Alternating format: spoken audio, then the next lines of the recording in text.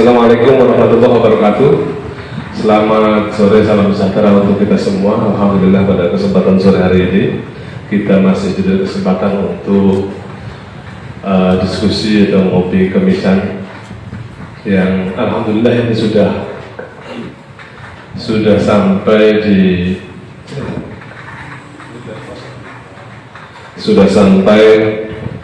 di episode ke-72 dan alhamdulillah masih istiqomah, masih konsisten. Jadi biar diketahui oleh Pak Novi atau Pak Agus yang baru kegede ya Novi.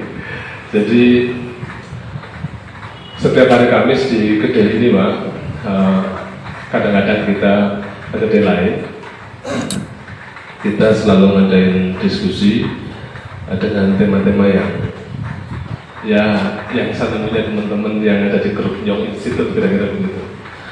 Kebetulan beberapa kali alhamdulillah Pak Desi sudah beberapa kali menjadi narasumber, sudah melebihi dari hat-trick lah kira-kira begitu. Kadang-kadang pas ada wakil bupati, beberapa Sekda dari kejaksaan atau kepolisian yang kira-kira temanya menyangkut dengan itu kita undang, alhamdulillah semuanya bisa hadir. Ini alhamdulillah karena kadang-kadang Kamisnya karena teman-teman sibuk, terus kedainya juga kadang-kadang tutup, akhirnya kopi kemisan libur. Dan dari 2 tahun lebih ini sudah ke 72 kopi kemisannya, kopi inspiratif step kemisan. Meskipun di beberapa hari kadang-kadang kita tetap ada diskusi. Bulan puasa kopi kemisan kita libur, tapi diskusinya kita ganti dengan tadarus kebudayaan. Itu setiap malam minggu di bulan puasa. Dan alhamdulillah dari diskusi-diskusi kecil ini, meskipun kita tidak punya harapan besar, target besar, output dari diskusi, tapi beberapa output diskusi kopi kemisan ini ada yang ditindaklanjuti oleh teman-teman yang hadir. Misalnya teman-teman budayawan, kita kemudian hari ini tahun kemarin kita dorong adanya perda kemajuan kebudayaan, sekarang sedang digodok perda itu. Awal-awal diskusi kita ngobrolin soal disabilitas, kemudian outputnya mereka berharap ada regulasi, kemudian muncullah sekarang tahun kemarin sudah digodok perda disabilitas. Dan beberapa diskusi yang lain dulu yang lucu itu soal ini pada sini, soal kartu tani.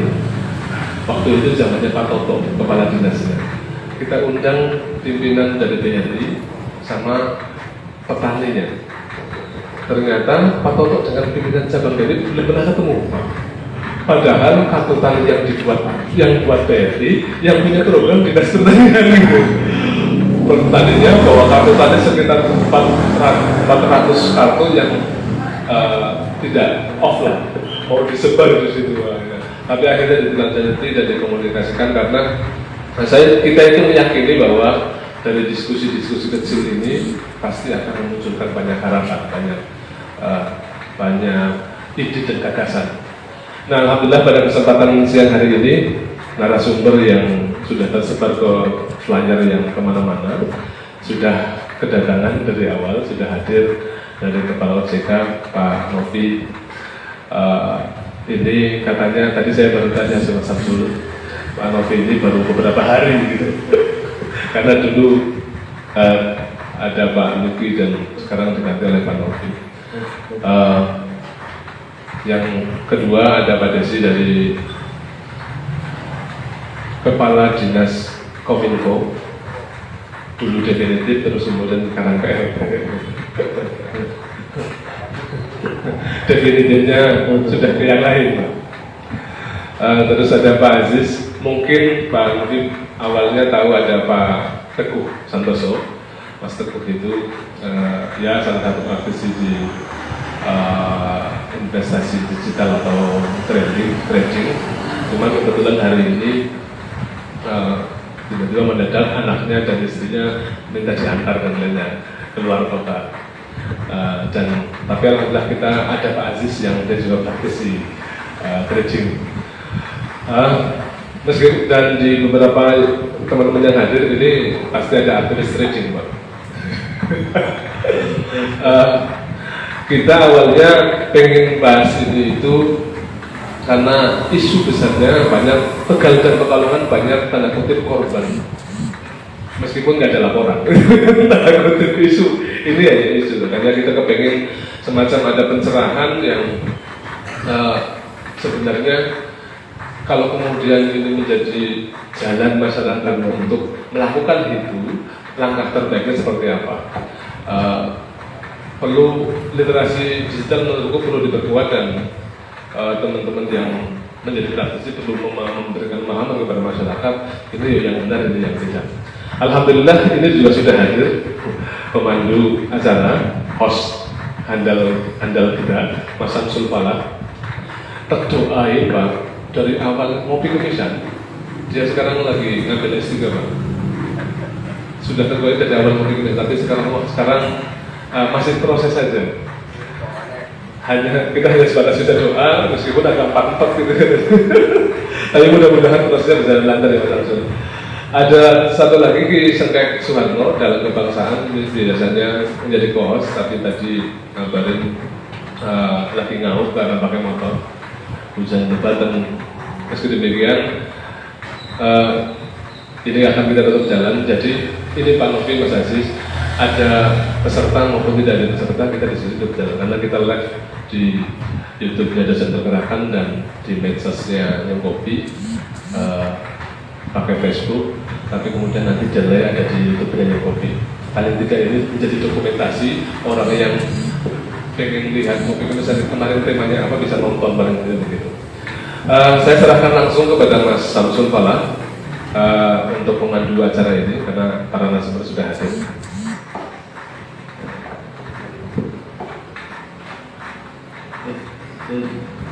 Tes 1 2 3 tes.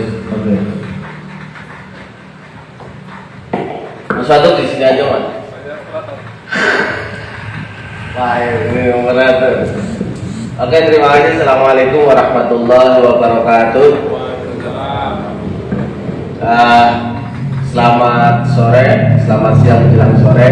Untuk sore hari ini kita tadi apa yang dikatakan Mas Fatur sebetulnya ide dan gagasan ini kadang-kala berbasis temuan-temuan teman-teman Pak, karena kita juga ada beberapa praktisi, ada beberapa memang teman kita ada yang korban sebagainya, ini dan sebagainya.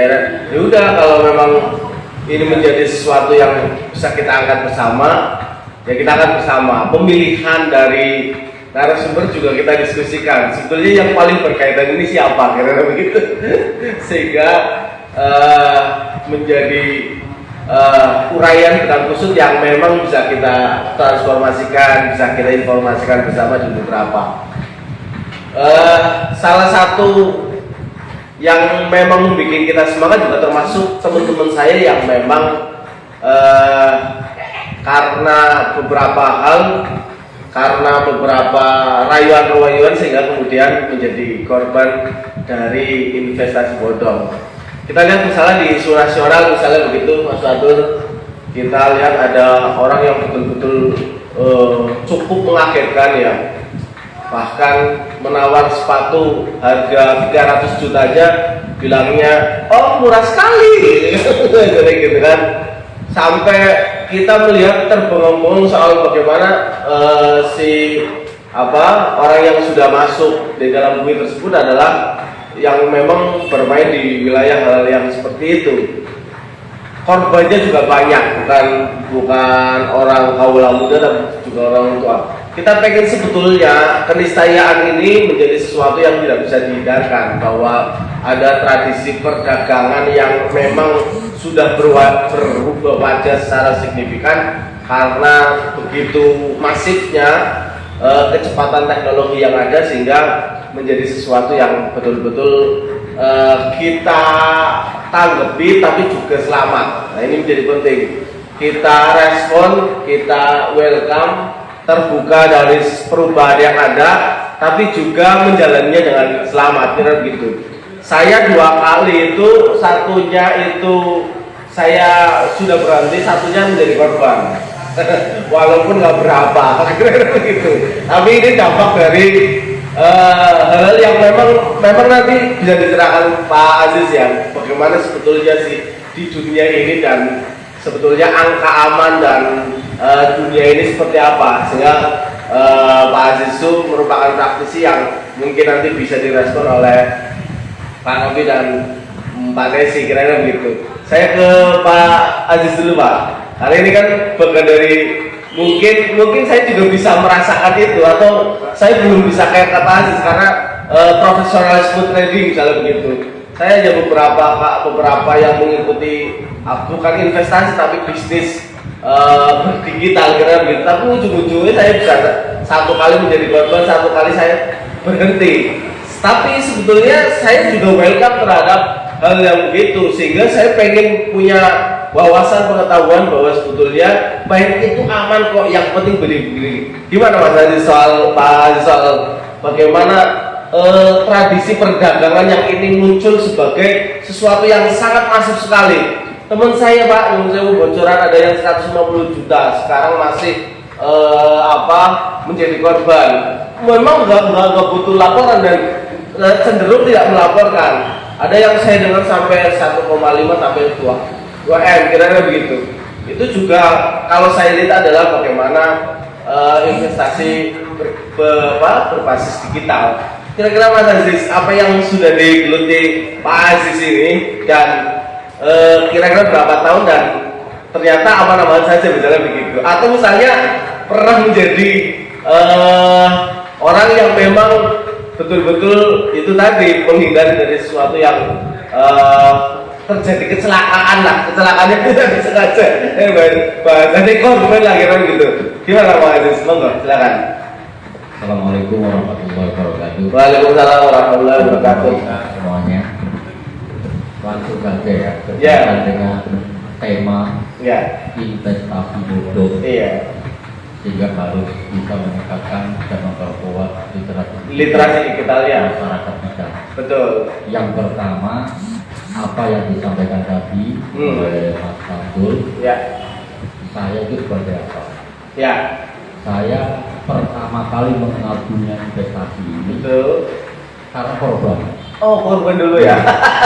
Pertama korban. Iya, Kenapa iya. saya bisa menjadi korban? Atau berakit-rakit ke hulu berenang-renang atau pia gitu ya. Pertama korban. Kenapa Iya. saya bisa jadi korban? Ya. Memang mindset kita pada saat itu adalah bagaimana bisa mendapatkan keuntungan secara Sebanyak-banyaknya. Supaya. Lobby itu instan ya Pak ya? Iya, iya, iya. Instan. Jadi mempunyai penghasilan keuntungan yang begitu cepat sesuai dengan ekspektasi kita. Nah, sehingga pada saat itu tanpa pikir panjang, dengan kemampuan yang ada, dengan segala keterbatasan yang ada, tanpa mengetahui apa sih yang namanya investasi, apa sih yang namanya online trading dan sebagainya, langsung saja bergabung. Ya, ya, ya. Ternyata perjalanannya setelah kita ikuti terjadi dengan jalan patah. Apa Pak? Patah ya? Dengan jalan. Patah di dalam Artinya jalan. Ya. apa yang disampaikan sejak awal tentang profit, tentang hal-hal yang bersifat profit oriented itu Ya. semakin mudah.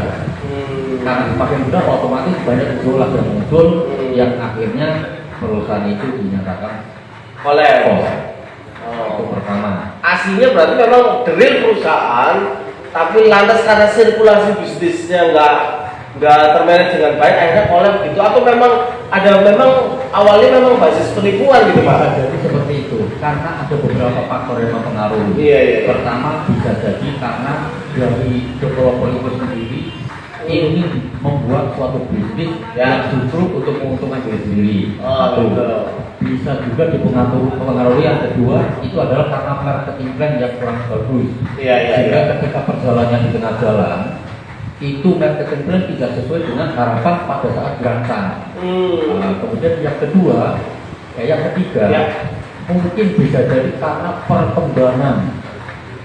Biasanya kan menggunakan sistem jaringan. Iya. Perkembangan jaringan yang diharapkan itu tidak sesuai dengan apa yang menjadi target dari sebuah perusahaan. Sehingga sirkulasi dana, sirkulasi keuangan dan sebagainya itu akan menjadi sangat berpengaruh terhadap keberlangsungan dari perusahaan itu sendiri. Ya, oke Pak. Saya nanti nggak bahas soal ininya ya, soal perusahaannya ya.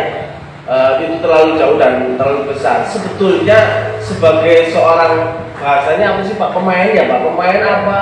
Trader. Pemain trader atau bahasa kita pembisnis lah. Kalau bahasa itu sebenarnya bisnis di kita lagi orang gitu. Tadi Pak, soal Bapak yang pernah mengalami satu kegagalan atau patah di tengah jalan itu karena perusahaannya atau karena Bapak ya? Karena Pak Aziz ya? Itu tadi yang saya sampaikan ada Ya. beberapa faktor yang mempengaruhi. Iya, iya. Bisa kedua-duanya atau bisa salah Kalau satu. Pak Aziz ya? Dulu yang waktu patah di tengah jalan itu. Oh, yang pertama kali sekitar tahun 2005.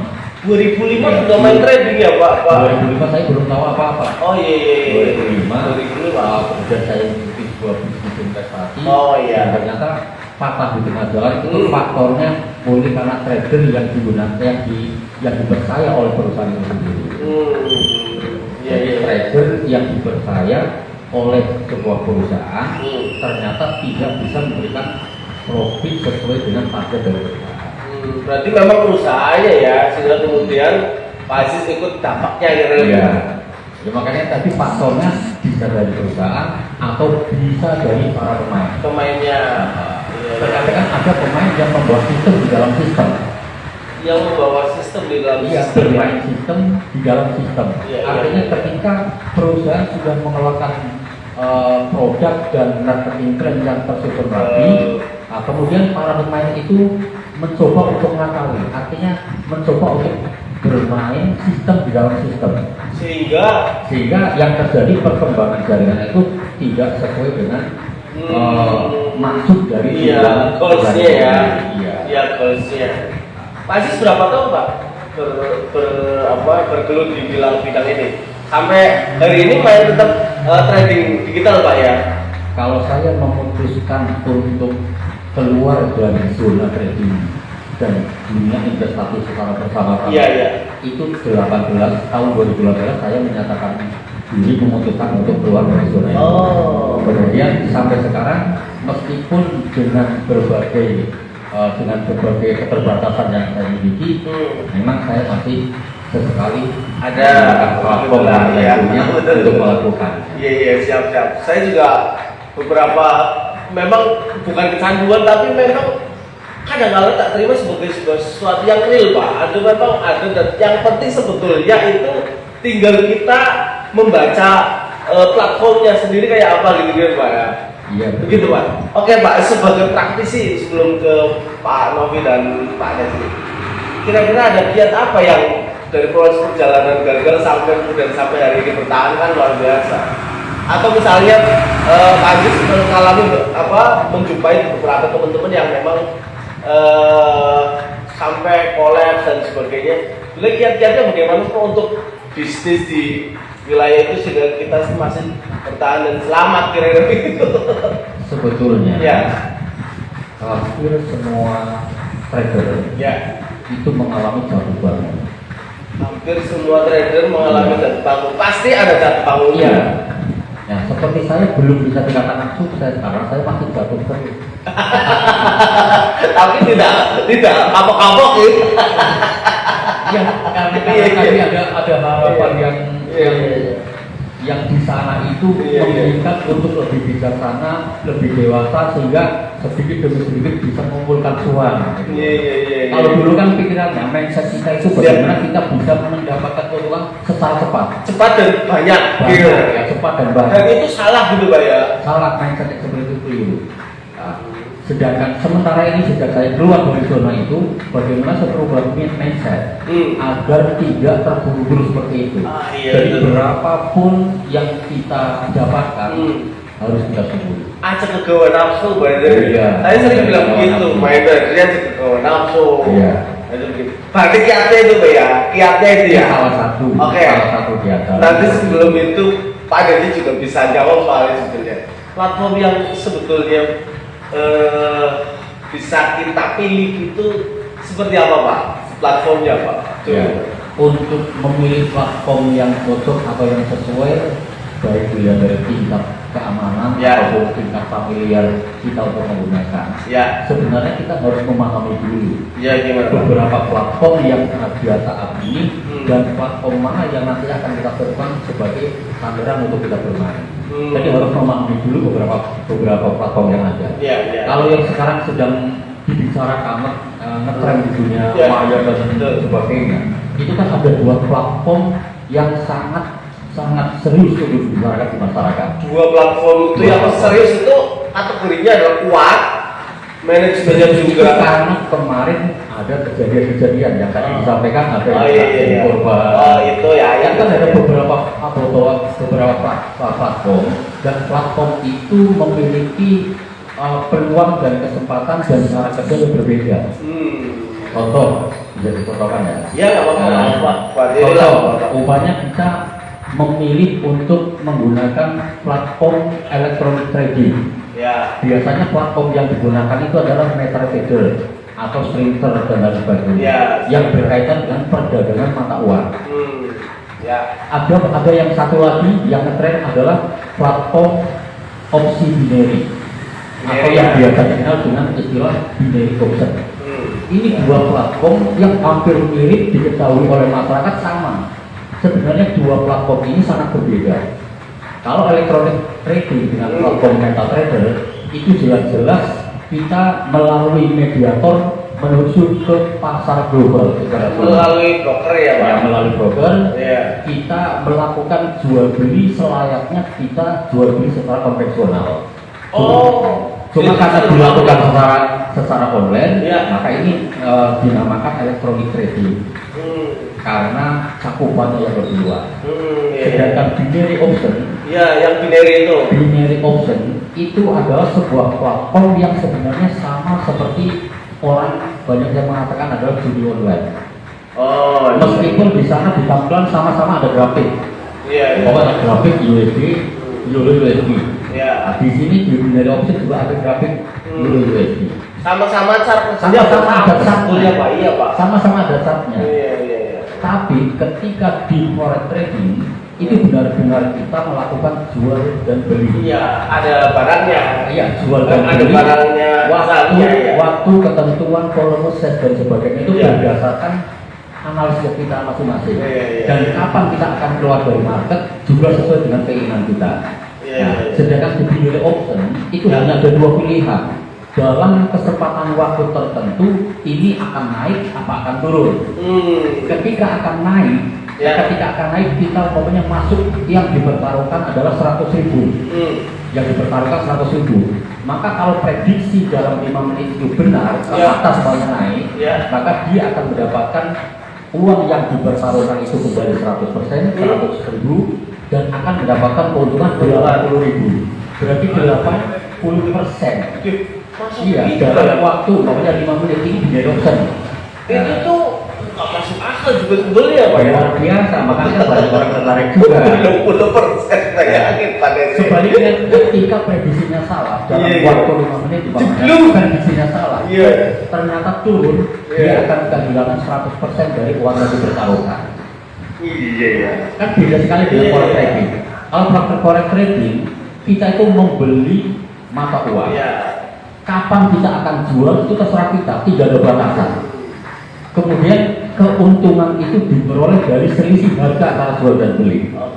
Tetapi kalau binary option kan itu logika bisnisnya itu masuk akal gitu ya. Logikanya masih masuk di forex trading. Tetapi yang saat ini berkembang itu kan binary option, opsi binary itu kan menggunakan bahasa trading forex.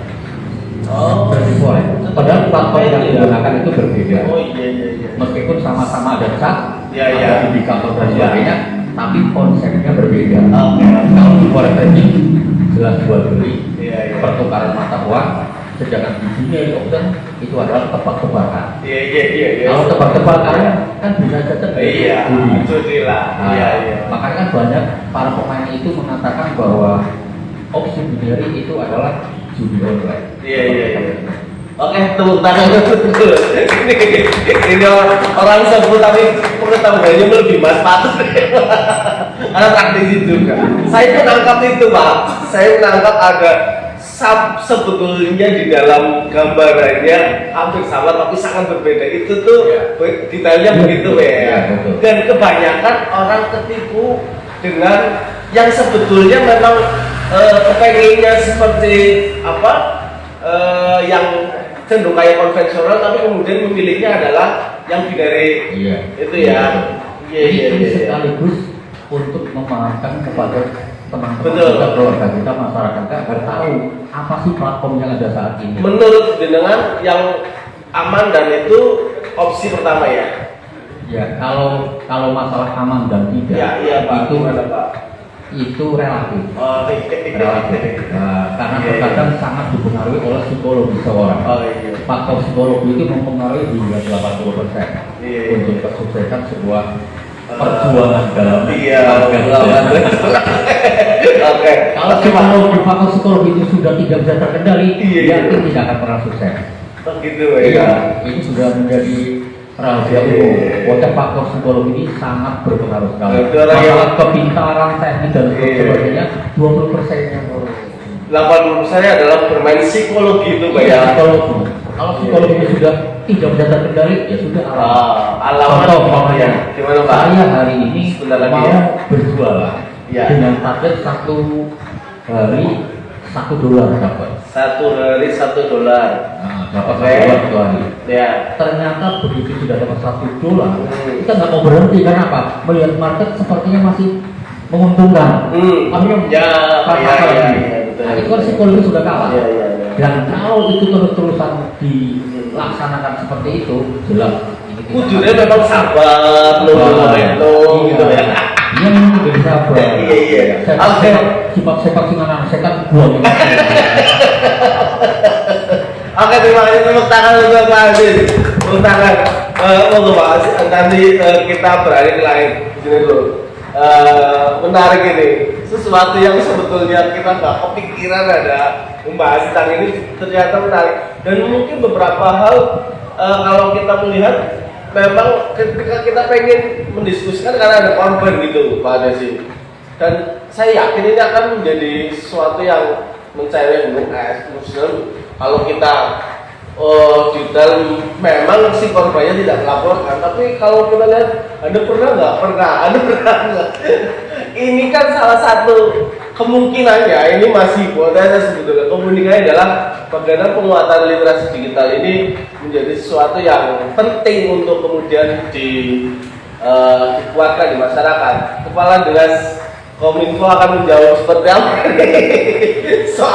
soal ini, jangan-jangan hanya soal itu memang menurut saya multi dinas Pak, ada perdagangan dan sebagainya, tapi juga menurut saya penting untuk dibicarakan di Kominfo bahwa literasi digital yang lagi digembori, kebetulan saya Mas Pato termasuk bagian dari itu menjadi narasumber itu, dan pembahasannya adalah soal bagaimana kita tidak terjebak di dalam beberapa platform yang penipuan dan sebagainya.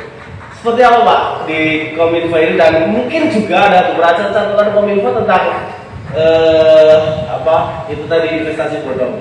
Gimana Pak? Sebelum ke Pak Novi untuk cek. Terima kasih Pak Maksud. Iya, siap. Yang saya hormati Pak Novi, Pak Aziz, dan juga para penikmat kopi Nyongkopi, luar biasa. Hujan sejak pagi, tetapi juga diskusinya hangat sekali nih. Dari Pak Aziz ini seperti saya dikuliahi satu SKS ini. Terima kasih. Memang ini Nyongkopi hadir di Kabupaten Tegal, Kota Slawi, ini juga bagian dari merawat intelektual kita, Mas Faldo. Terima kasih juga edisi yang ke-72 ini. Itu yang insya Allah ini berkah ini.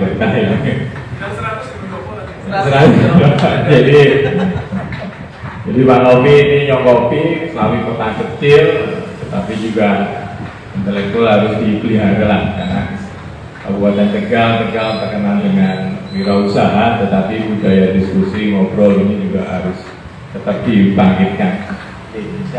Terima kasih untuk terkait dengan yang literasi digital ini memang luar biasa sekali perkembangannya, dan COVID ini juga mempercepat proses itu, mempercepat transformasi digital. Namun demikian seringkali pemerintah pusat juga, kami di daerah itu kadang juga tergopoh-gopoh ya mengikuti perkembangan yang semacam ini, kan luar biasa sekali.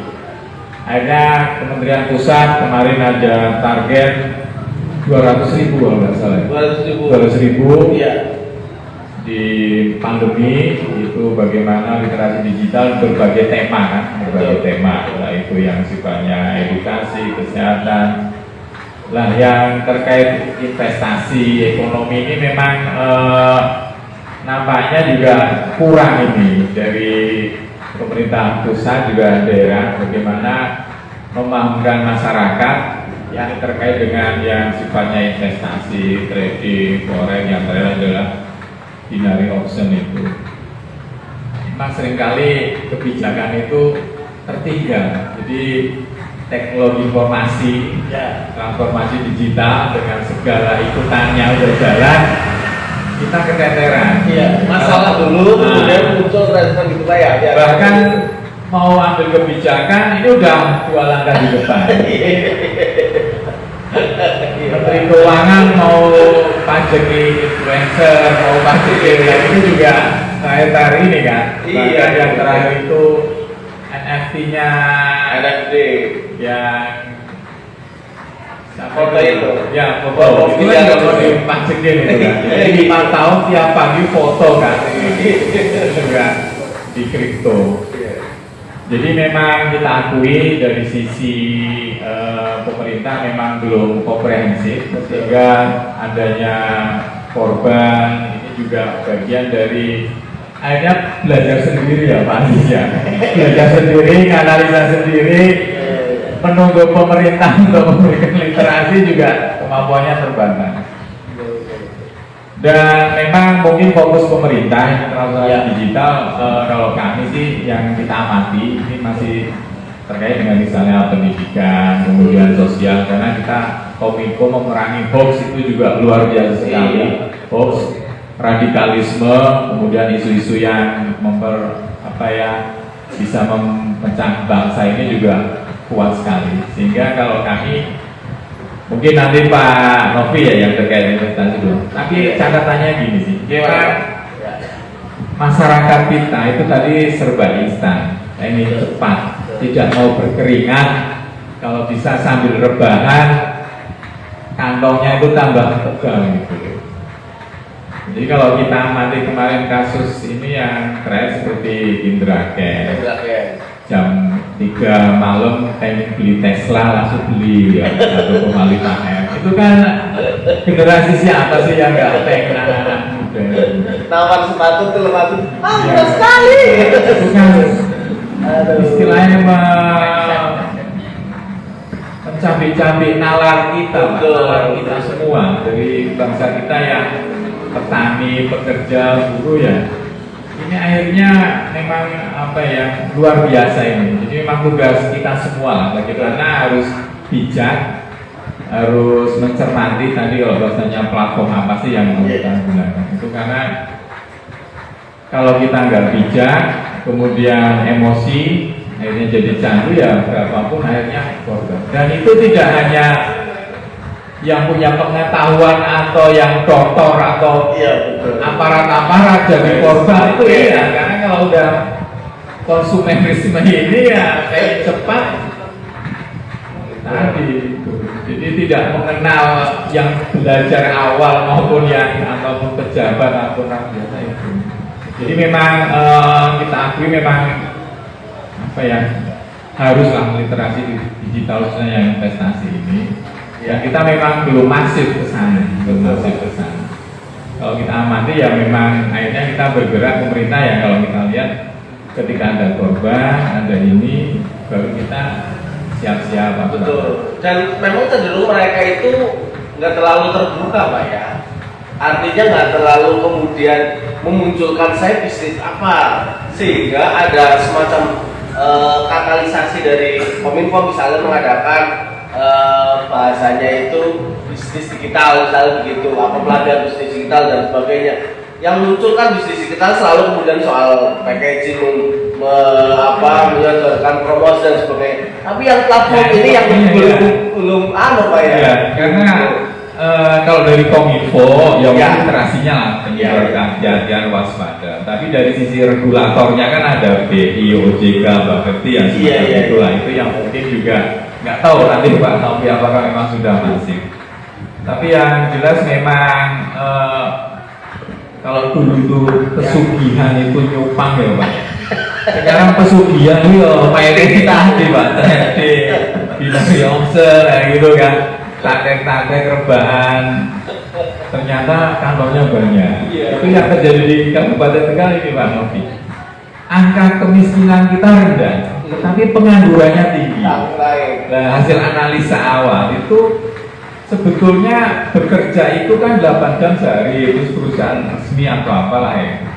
Tetapi di kita itu banyak yang mainan sambil rebahan. Mainan ini mungkin dianggap dia pengangguran, sehingga ada pengangguran tinggi. Padahal penghasilan atau dia mainan semacam ini, mungkin semacam itu.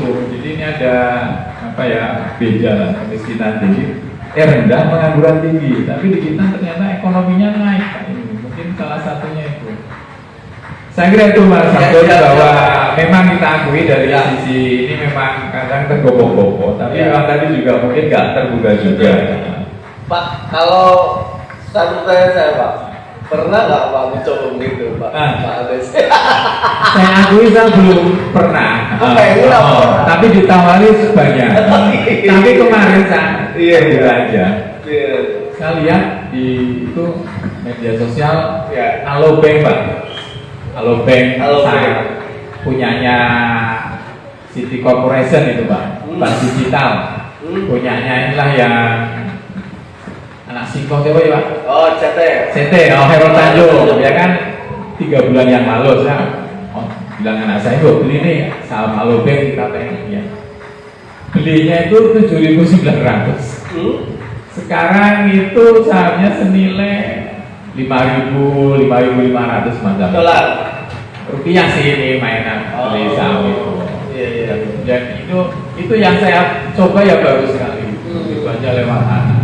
Saya pengen lihat nih kayaknya dunia digital itu seperti apa. Makanya seperti kepala dinas untuk jibur. Itu luar biasa ini Pak Aziz. Terang saya tadi menyimak enak. Iya. Bisa paham lah itu, sedikit paham itu. Saya menemukan 5 orang anak muda Pak, berpenghasilan luar biasa ya karena main itu Pak. Saya memang mencoba untuk mengajak, ayo di-share ilmunya, nggak mau Pak. Terus terang, memang nggak tahu soal apanya ya. Itu ya karena memang beberapa ya itu tadi kalau saya bilang cenderung tersembunyi mereka bermainnya daripada kemudian yoke bisnis. Investasi dan sebagainya, nggak ada seperti itu. Tapi ya kalau Pak Desi melihat ada temannya yang jadi korban nggak Pak? Maksud korban itu collab lah Pak. ya nggak collab sih karena mungkin juga nggak besar mainnya. Iya. Tapi itu aja dia aja. Memang ada. Di sekitar kita memang ada gitu ya Pak ya. Saya banyak jasa, tapi saya juga masih konvensional Pak. Manusia yang konvensional. Jadi yang namanya melakukan sesuatu harus berkeringat kan mungkin semacam itu. Tapi ini menarik juga. Saya kira itu maksudnya siapa ya? Betul semua.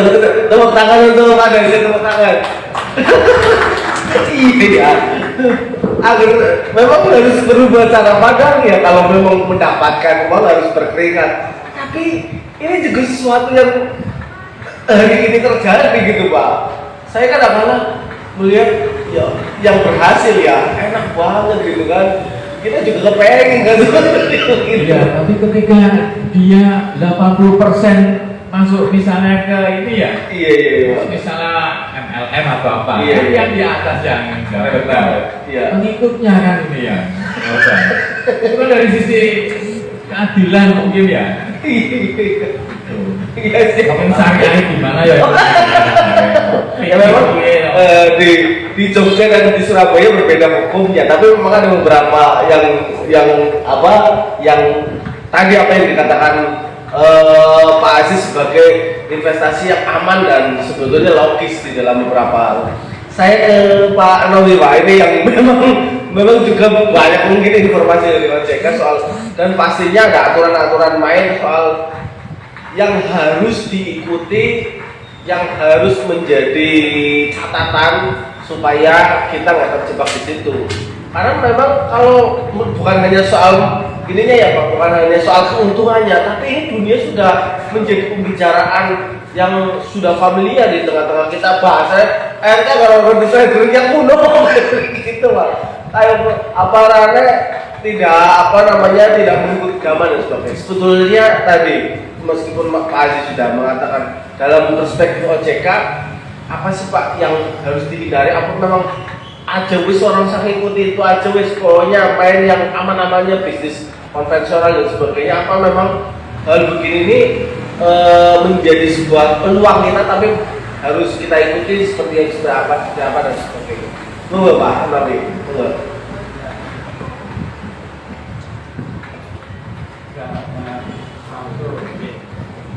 Menarik ngomong.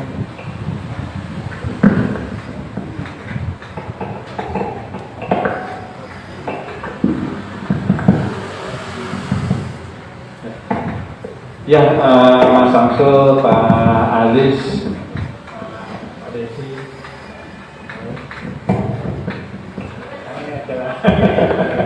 Ya, menarik kalau misalnya kita ngomongin investasi bodong ya.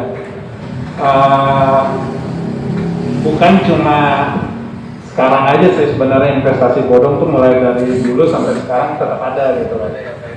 Dan tawarannya itu terus berlanjut sampai sekarang. Nah, Mas Samsul tahu nggak? Saya itu sering dapat SMS. SMS-nya itu mulai dari tawaran pinjaman, bahkan jual beli burung. Terakhir ada yang paling ngeri, tawaran pesugihan. Coba astaga, ini gimana?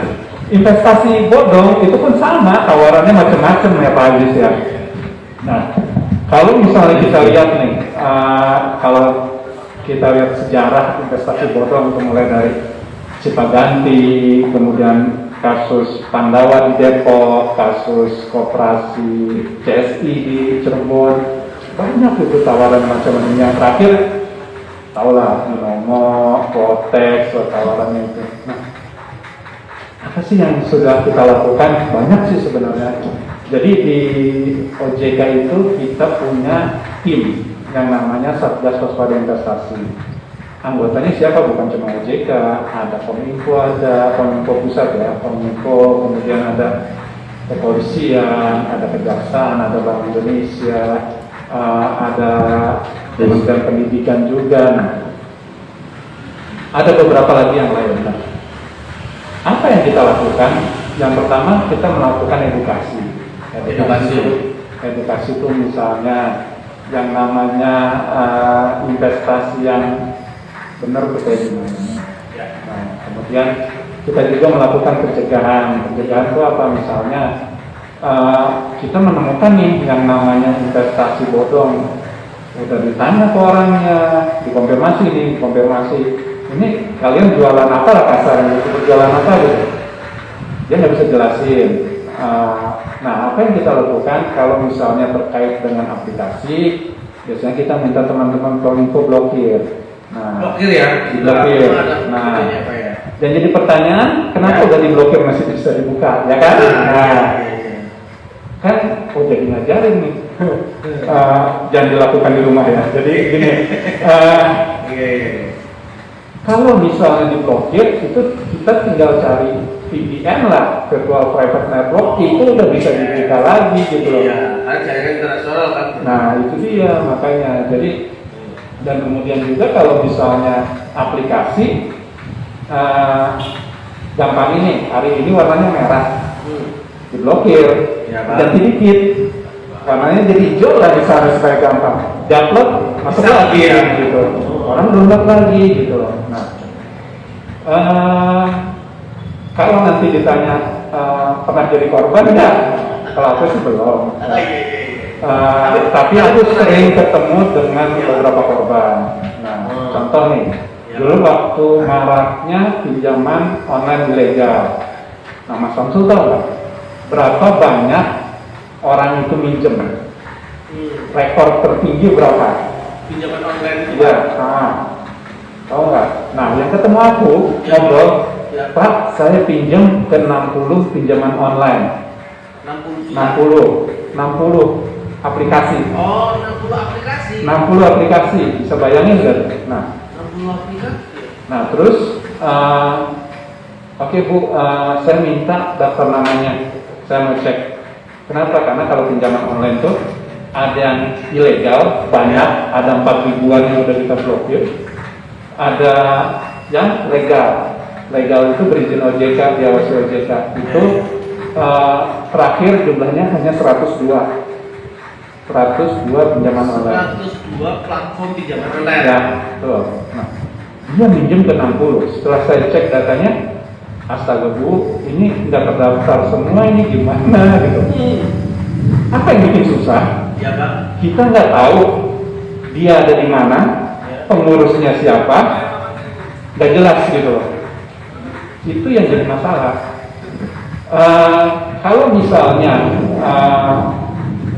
orangnya ada di Indonesia, mungkin polisi bisa tangkap.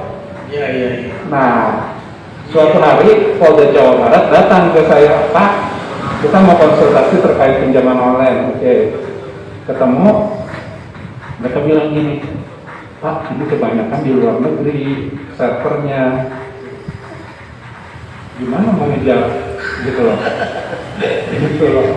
gimana mau ngejar gitu loh, kan anggaplah misalnya yang ngadu itu ada 100 orang, kerugian 100 juta, server ada di luar negeri, kita mau ngejar ke sana berapa biayanya gitu kan? Itu juga yang harus dipikirin. Nah, Dilematisnya itu Pak ya? dilematisnya itu.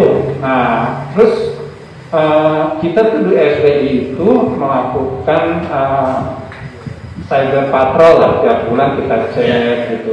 Terus tiap bulan kita upload ke website kita, ini loh yang masuk daftar perusahaan investasi bodong lah.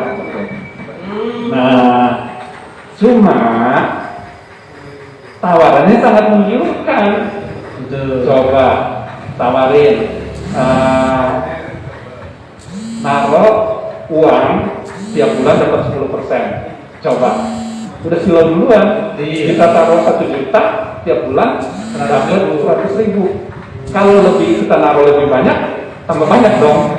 Nah, kita nggak ngapa-ngapain, cuma setahun kita tunggu itu datang. Nah, jadi orang-orang kita itu lihat, oh tawarannya menarik, boro-boro mau ngecek gitu loh, ini benar nggak gitu loh, benar nggak tawaran seperti ini gitu loh. Jadi itulah yang terjadi gitu loh. Nah, kalau misalnya udah untung, diem-diem, kenapa? Takut dikejar pajak, nah diem-diem. Tapi kalau udah rugi, teriak-teriak kemana-mana. Nah, itu masalahnya. Soalnya kadang-kadang begini Pak, skema Ponzi itu kemudian menjadi sesuatu yang menggiurkan. Awalnya boleh deh dapat 2 kali dapat, 3 kali dapat. Setelah itu kemudian collab.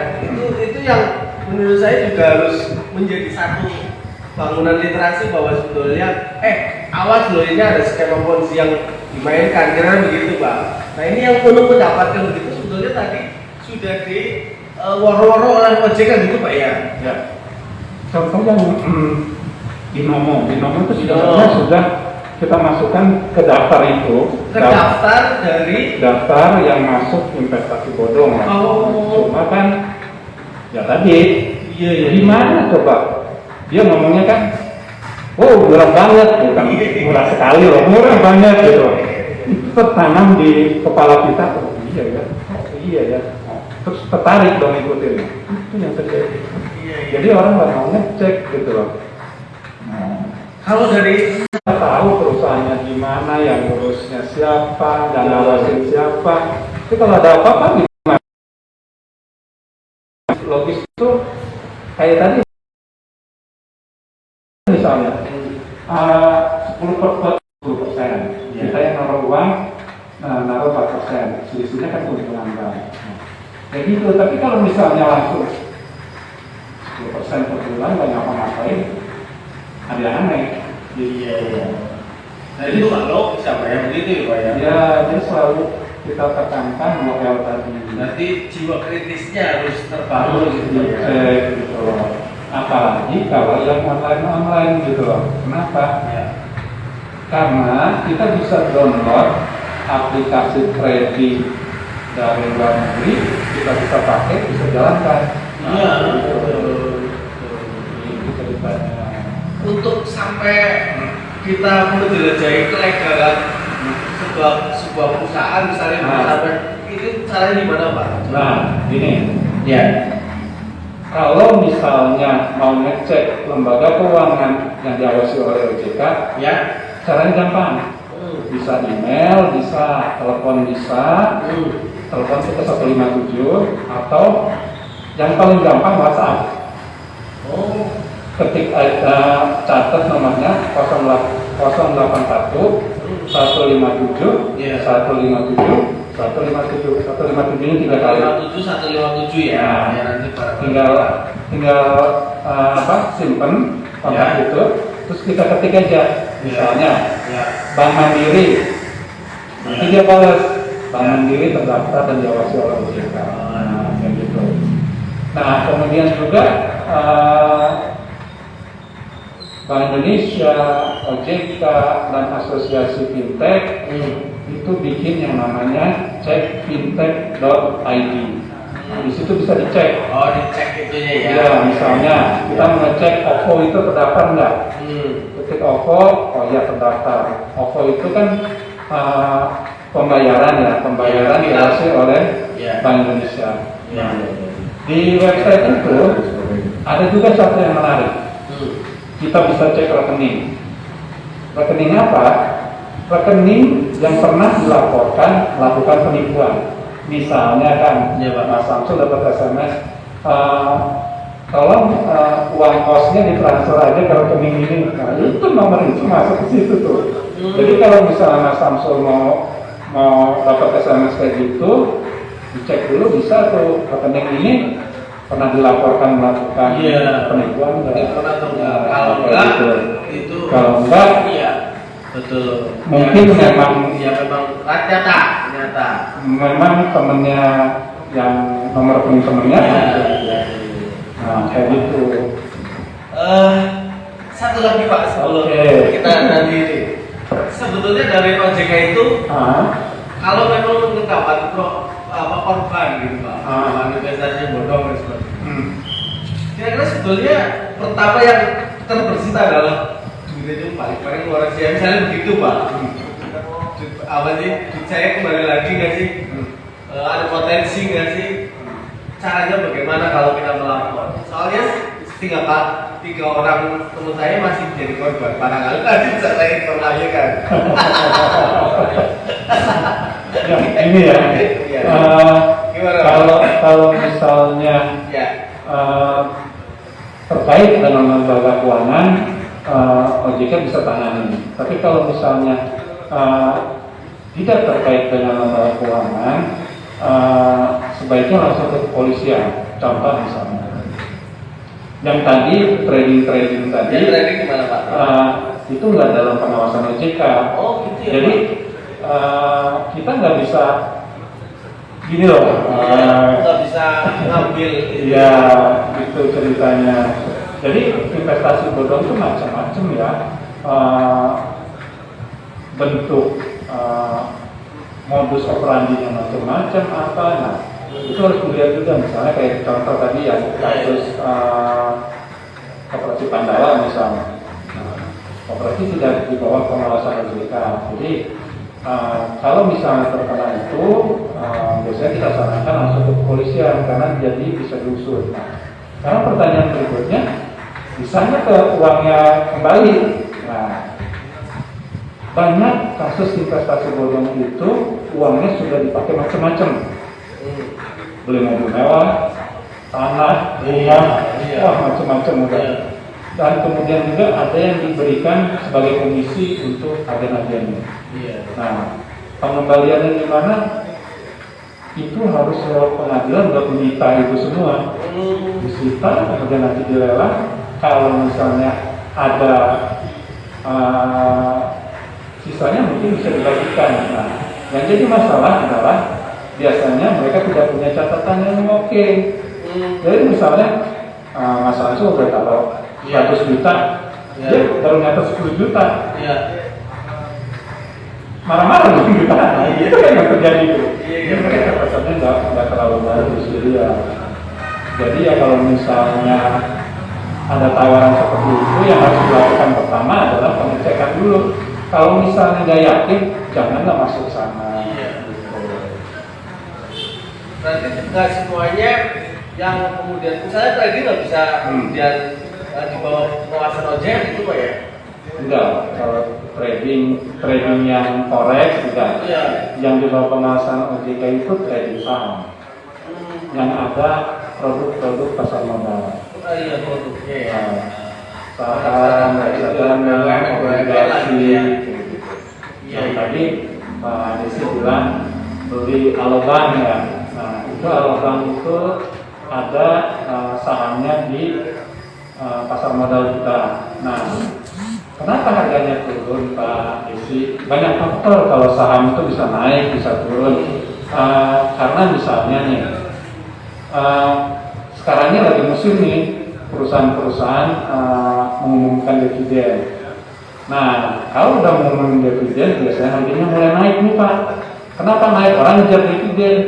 Misalnya nih PT Asam nih, dia mau ngumumin dividen. Misalnya satu lembar saham itu dapat 600 lah misalnya ya. Ya udah tinggal hitung nih. Pak Desi punya uang berapa? Misalnya punya uang 10 juta nih, harga sahamnya berapa? Nanti udah bisa dihitung tuh dividen yang saya dapat segini. Nah, itu harga naik. Setelah tercatat semua pemegang saham yang dapat dividen, biasanya orang lepas, turun lagi harganya, udah dijual lagi kan udah dapat dividen. Terus harga dia buru-buru lepas karena dia ngejar keuntungan. Nah, itu kalau saham tuh naik turunnya gitu, macam-macam lah faktornya. Dan misalnya harga batu bara lagi naik nih, harga perusahaan tambang itu naik sahamnya dikejar, wah ini keuntungannya gede. Itu kalau kelas nasional Pak ya. Nah, kalau kelas nasional biasanya, ada perang nih. Nah ini biasanya saham turun. Biasanya itu mengikuti perkembangan sebuah negara, kira-kira gitu, kadang-kadang gitu Pak ya. Itu ngaruh juga. Jadi kan misalnya gini, kan kalau misalnya perang Rusia Ukraina itu terkait nanti dengan suplai minyak, gandum. Nah, perusahaan mana nih yang ada hubungan dengan produk-produk itu? Kayak gitu. Orang akan memprediksi misalnya kalau gandum nanti kan yang beli perusahaan ini. Nah, ini berarti perusahaan bakal kesulitan nih, berarti keuntungannya berkurang. Iya. Nah, biasanya orang pada jual aja deh, sama jadi cari yang lain. Oke. Siap, atas tepuk tangan dulu.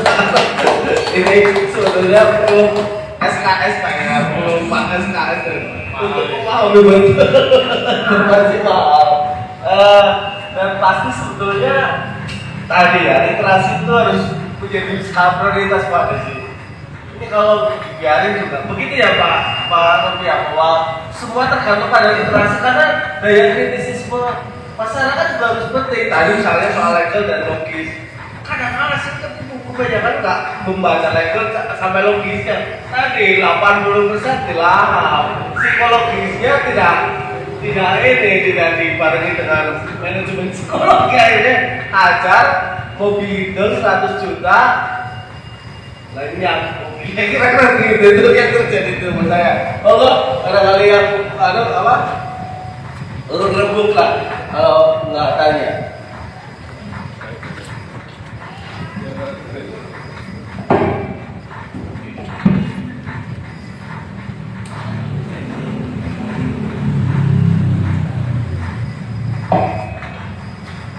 Baik, terima kasih. Assalamualaikum. Assalamualaikum warahmatullahi wabarakatuh. Saya tertarik jadi ketika kemarin Mas Mahfud, kebetulan saya kenal ya. Halo, kebetulan kita rumah berdekatan, jadi ya sering kalau malam ngumpul di posko gitu, di pos Roda lah. Saya tertarik dengan pelayanan yang diberikan kepada saya terkait dengan investasi. Jujur mungkin saya juga punya pengalaman nih bersama Pak Aziz. Oh iya, sebelumnya saya memang menjalani namanya trading forex seperti itu. Jadi ini merupakan suatu apa ya? Menurut sudut pandang saya itu suatu bisnis yang sangat-sangat bagus lah. Banyak kesamaan sih sebenarnya trading forex dengan trading di konvensional. Hanya mungkin beberapa faktor aja yang membedakan antara dagang dengan di konvensional ataupun dagang dengannya secara online atau trading forex gitu. Awal sekali saya mengenal itu ya mungkin sama dengan Pak Aziz. Dulu saya juga sempat kena pada tahun 2000 berapa ya, sekitar 2014an lah seperti itu. 2014 saya terkena semacam skema polisi seperti itu. Tapi dari situ saya sangat tertarik gitu. Apa sih ini sebenarnya gitu kan? Karena waktu itu saya sempat naruh uang itu sekitar 20 juta. Masuk di rekening saya itu 100%. Jadi total masuk 40 juta. 100% ya Mas ya? 100%, betul. Wow, ini apa gitu?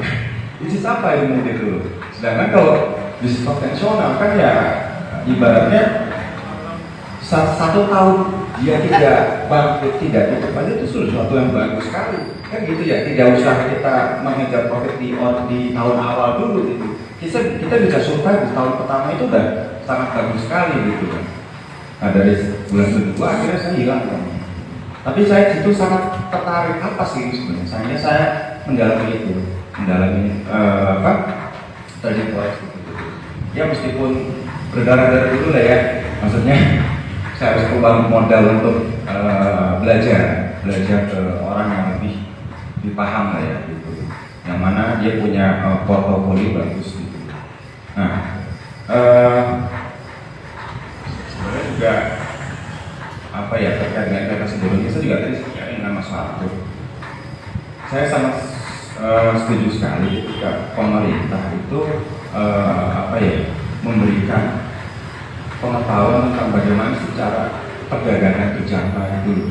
Kan seperti itu ya. Karena mungkin banyak yang beranggapan ketika trading entah itu forex, saham kan itu cara cepat untuk menjadi kaya. Seperti itu ya Pak. Jadi ketika ada suatu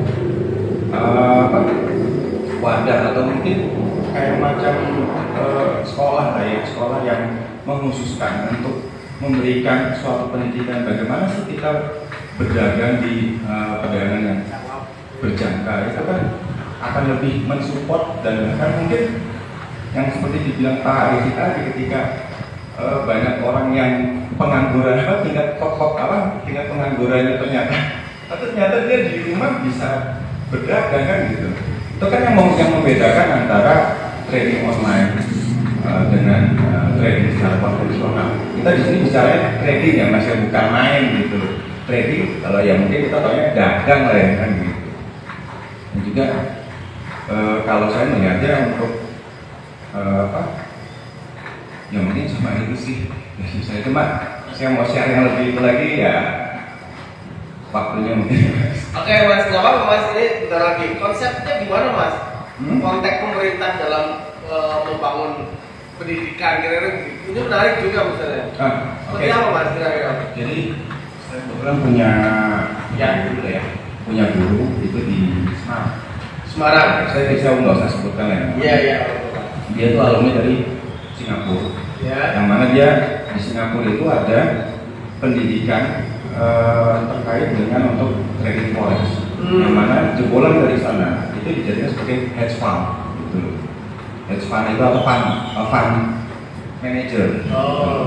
Seperti itu. Jadi benar-benar di sana memang support gitu. Sangat mensupport terkait dengan perdagangan berjangka. Iya. Hedge fund itu kan bisa dia di trading forex, bisa di trading saham.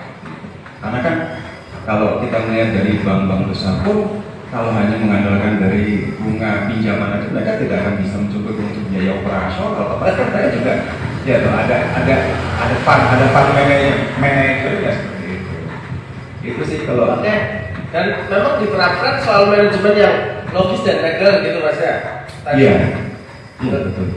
Dan pakai itu ya. betul. Kalaupun kita mau trading, terjun langsung ke trading forex ataupun saham. Kalau seingat saya, sebenarnya trading online atau trading secara bank itu sama Mas. Jadi misalnya gini, ketika trading konvensional itu atau kita dagang ya gitu, dagang secara konvensional itu kan probabilitas keuntungan dalam satu bulan berapa persen sih kan gitu ya. Misalnya seorang kontraktor mendapat kontrak 600 juta. 600 juta dikerjakan selama 3 sampai 4 bulan. Ya kan tinggal dihitung aja keuntungan berapa persen setiap bulan. Ini kan gitu. Itu kan yang sangat logis. Tapi kan karena mungkin tidak adanya masukan mungkin media informasi terkait perdagangan berjangka ini, sehingga orang melihatnya apalagi ditambah dengan yang flexing kayak yang kemarin itu, wow murah banget kan gitu ya. Jadi orang akan terpicu, waduh pengen nih kan gitu ya. Nah itu. Jadi itu sebenarnya sama kok gitu. Sama dengan konvensional, cuma menangnya ketika trading secara online itu dia mungkin tidak perlu namanya biaya advertising lah, tidak perlu namanya karyawan, tidak perlu tempat yang strategis, karena selama ada jaringan koneksi internet pun dia sudah bisa berdagang. Kalau memposisikan trading online itu sama dengan trading konvensional, insya Allah masih tidak akan terjerumus lah. Artinya triknya adalah harus berbicara keseimbangan antara konvensional dengan ini ya. Harus disamakan, bukan harus dilogiskan. Iya, betul seperti itu. Tidak ada kasarannya kita duduk santai-santai, uang dalam itu tidak ada. Intinya sama, trading online maupun trading secara konvensional. Oke, untuk tangan untuk. Ada lagi nggak? Mas Mandur, Mas? Iya, Mas. Ya, saya karena awam soal trading tadi sebenarnya mungkin ini ke Pak Adis atau Pak Novi kaitan dengan detail yang tadi sudah saya sampaikan. Banyak orang yang ikut trading, tapi apakah ini korban atau korban penipuan atau memang ini murni karena tidak bisa jual dan dagang tadi, atau sebenarnya gimana? Kalau kemudian ini kan banyak kaitan soal trading ini, harus ada bapepti badan bapepti misalnya. Kalau yang saya pertanyakan kemudian orang yang ikut terus kemudian ini, yang meskipun yang saya tahu korban yang diberikan ini kebanyakan yang ikut kayak net 89 gitu, apakah itu ilegal atau legal gitu. Terus kemudian kalau kemudian dia hilang modalnya harus kemana gitu misalnya gitu. Tadi saya obrolkan ini banyak orang yang merasa jadi korban tapi mereka tidak mau laporan gitu. Ini sebenarnya proses ini itu seperti apa? Seperti mungkin Mas Wahyu ini Mas Wahyu. Ya, Mas Wahyu itu karena sudah tahu jalannya, tadi harus menahan emosi dan lainnya, harus seperti berjualan ya sabar dan lainnya. Ya, dan tahu literasinya, cara berbayar tahu literasinya. Tapi kemudian orang yang karena terjerumus keinginannya tadi, wah sampai terkejut bilang melu bela, melu ternyata mohon maaf misalnya ilegal misalnya gitu. Nah, proses kemudian kita sebagai korban untuk mendapatkan hak yang untuk sebagai korban bagaimana? Barangkali kalau OJK kan biasanya orang pinjam yang kayak pinjam online dan lainnya, laporan paling itu kena ilegal dokter itu lah kira-kira ya Pak. Tapi kemudian terus laporan polisi dan lainnya bahwa itu ilegal. Nah, kalau ini kan jaringannya jaringan katakan kalau mungkin internasional dan lainnya. Saya masih bingung itu itu saja. Iya, tadi sudah korban. saya sudah tanyakan soal bagaimana sih korban ini mendapatkan haknya akhirnya gitu. Pak Desi, tadi bisa nggak berpikir untuk ini Pak tadi pemerintah karena ini potensi besarnya ya, banyak yang sudah menangkap peluang itu. Ya ibaratnya membangun pendidikannya lah kira begitu, bahwa wirausaha ini sebagai sesuatu peluang yang harus ditangkap dan perlu adanya pendidikan. Coba Pak sebelum ke Pak. Iya, memang kita akui Indonesia itu untuk market digital ini di Asia Tenggara itu 40% itu besar. Kemudian pertumbuhannya juga, dan ini memang harus ini ya memang tugas semua lah, khususnya pemerintah ini. Jadi memang literasi digital terkait dengan forex, investasi ini memang belum masif. Memang kita kalau di daerah juga, karena saya juga ada 2 teman saya korban pinjol Pak, itu kan luar biasa sekali itu. Atasannya itu saya sama istri saya sampai diteror sama ini Pak, debt kolektor yang pinjol. Lah iya, kenal orang di isu-isui ya, ini berdampak ke rumah tangga dari itulah memang. Yang kedua juga ada, nggak nyangka teman saya main seperti itu Pak, ya pendiam ya gitu ya, low profile lah itu. Ternyata dia tadi, satu dia korban pinjol, yang kedua dia juga tadi bergaya seperti fund manager Pak. Ini setor duit dengan aku nanti bisa jadi sekian ya itu. Terus itu juga akhirnya kan akhirnya kolaps kan Pak ya, turun akhirnya ditagih kan kayak gitu ya. Jadi memang masyarakat dalam tanda kutip ya maaf ini pendidikannya rendah pun sekarang dia sudah main semacam itu, dan dengan literasi yang kurang yang itu kan akhirnya jadi korban lah tadi ya. Jadi memang mungkin nanti bareng-bareng OJK sama regulator mungkin Pak ya, regulator bagaimana secara masif juga ini peningkatan. Mungkin juga bisa nih kami sampaikanlah kepada ini BPSDM Kominfo Jogja, kita kan sedang ada 10.000 talenta digital khusus Kabupaten Tegal yang selama ini pelatihannya skemanya masih yang ya digital, tapi kegiatannya masih konvensional, misalnya wirausaha digital, kemudian ini konten kreator, tapi yang investasi ini memang masih kurang. Dan saya nggak tahu tadi kalau sebetulnya korban ya tadi benar kan, nek lagi untung orang laporan, nah, dia mesti tahu kan, dia tahu dia ilegal tahu, orang laporan kok ditagih pajak dikejar-kejar Sri Mulyani, nek korban ya tadi Pak haknya kemana, pemerintah kok ada ilegal nggak ditutup, tapi ketika untung dia diam aja Pak. Tapi itu warga negara semacam itu Pak. Saya tinggal tugas. Jadi terima kasih Mas Hamzul. Tapi garis bawahi seperti tadi yang sampaikan bahwa sebetulnya ini aman kok Pak kalau memang pendidikan dan literasinya memang terpenuhi, kira begitu Pak. Yang terjadi kan misalnya kemudian literasinya tidak tahu tentang itu berarti kan fundamentalnya adalah literasi itu Pak. Dan mungkin sekarang kalau pengalaman saya, kita paham investasi kan kuliah ya, kuliah lah mungkin ya Pak.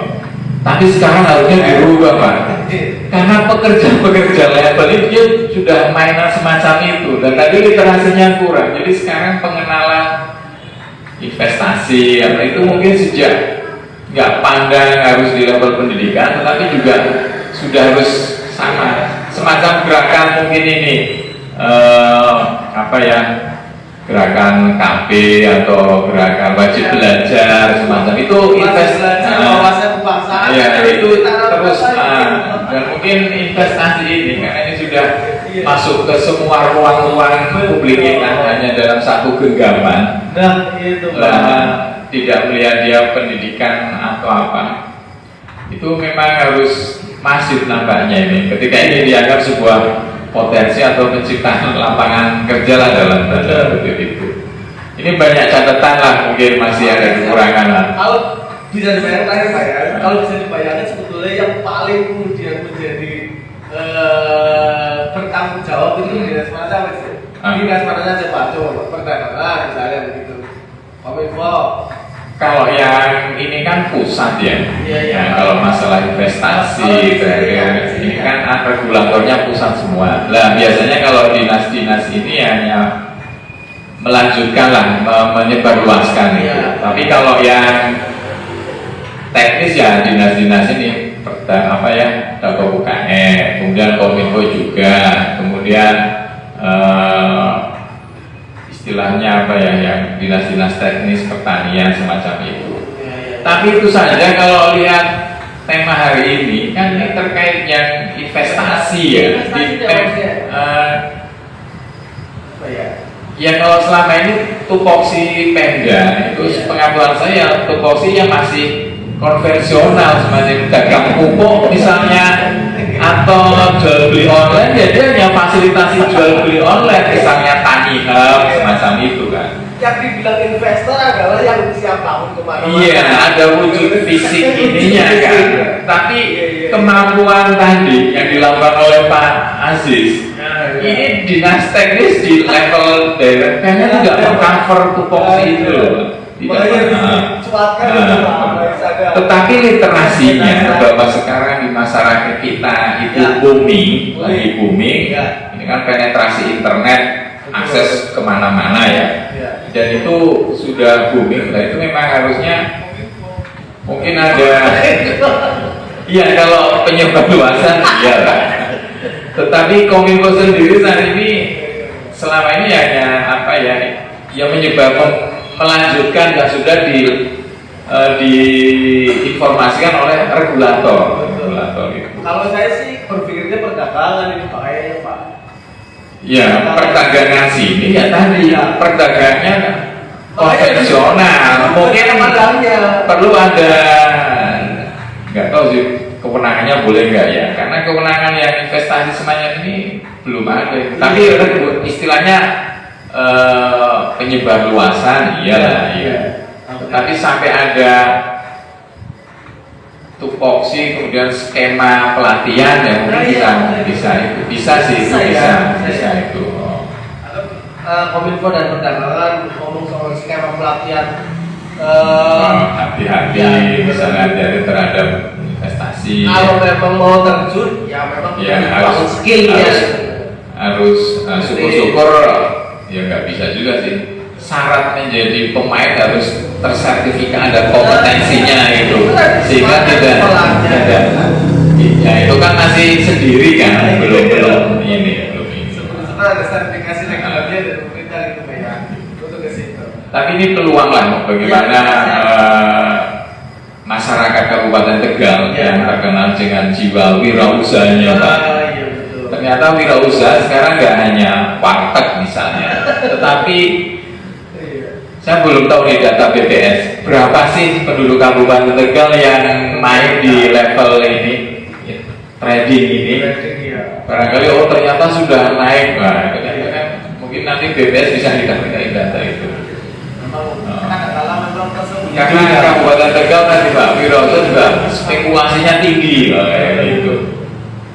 Tapi hati-hati kalau judi online, judi sih beneran juga ada ya. Mas Fatur barangkali mau nyong kopi temanya. Kayaknya itu Mas Fatur. Monggo Pak Novi soal korban lagi soal korban ini. Asli Mas Fatur besar itu tipan kayak. Jadi yang kedua memang tadi nyambung soal Pak Desi. Ini korban langkah terbaik apa sih ketika kemudian ada realita yang dari ini muncul dari sisi kita sebagai masyarakat dan mungkin pemerintah ya. Kalau dicor,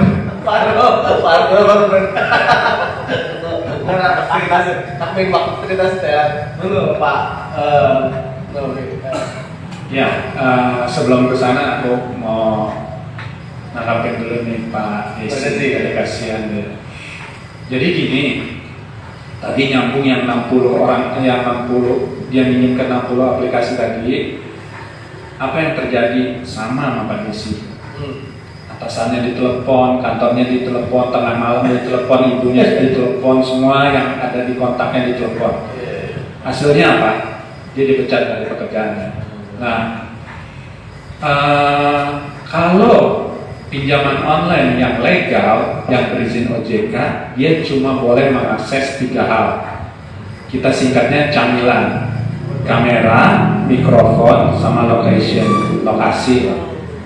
Kenapa? Itu 3 hal itu buat identifikasi. Benar nggak? Misalnya Mas Samsul ngajuin pinjaman, ngakunya ada di Medan, dicek lokasi belum, ada di Tegal kok, mengapa ngaku di Medan kayak gitu. Nah, itu 3 hal itu doang yang boleh diakses. Nah, kalau yang ilegal dia minta semua, kontaknya diambil, foto, video, semua yang ada di handphone diambil sama dia. Nah, jadi kalau misalnya yang ilegal, ya siap-siap datanya pindah semua. Nah, yang jadi pertanyaan, kalau misalnya saya ganti handphone, masih bisa kelacak nggak? Menurut Mas Samsul bisa nggak? Ganti nomor? Kalau yang peminjamnya, Ya, peminjaman ganti nomor nih. bisa Pak? Bisa, bener. Karena store itu ya. Gini, caranya gini. Kalau misalnya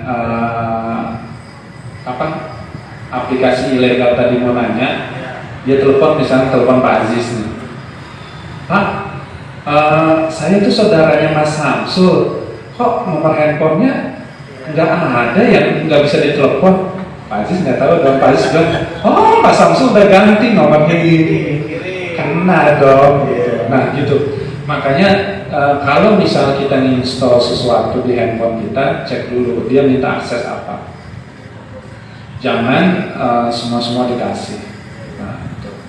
Nah, terkait dengan pendidikan tadi, nah kalau di Bursa Indonesia, pasar modal Indonesia, ada yang namanya sekolah pasar modal.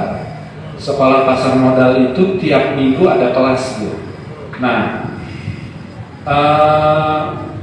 dia itu ada yang online, ada yang offline. Nah, itu tinggal daftar aja sebenarnya. Dan kemudian juga perusahaan-perusahaan sekuritas itu menyediakan buat nasabahnya pelatihan. Nah, saya termasuk investor di pasar modal. Saya beli reksadana mereka selalu nawarin pelatihan, misalnya terkait dengan reksadana itu apa. Jadi dasar-dasar pasar modal ada. Terus nanti lanjut nanti sampai tingkat yang advance. Nah, itu ditawarin oleh perusahaan-perusahaan sekuritas itu. Kenapa? Karena mereka mau nasabah-nasabahnya pinter, nggak salah pilih apa semua gitu. Nah, kalau terkait dengan bursa berjangka, itu kewenangannya di Bapepti tadi, Badan Pengawas Perdagangan Bursa Komoditi. Nah, itu di sana, dan mereka pun sama menawarkan pelatihan. Nah, kalau sekarang kan sejak COVID ada yang online juga. Begitupun dengan perusahaan-perusahaan yang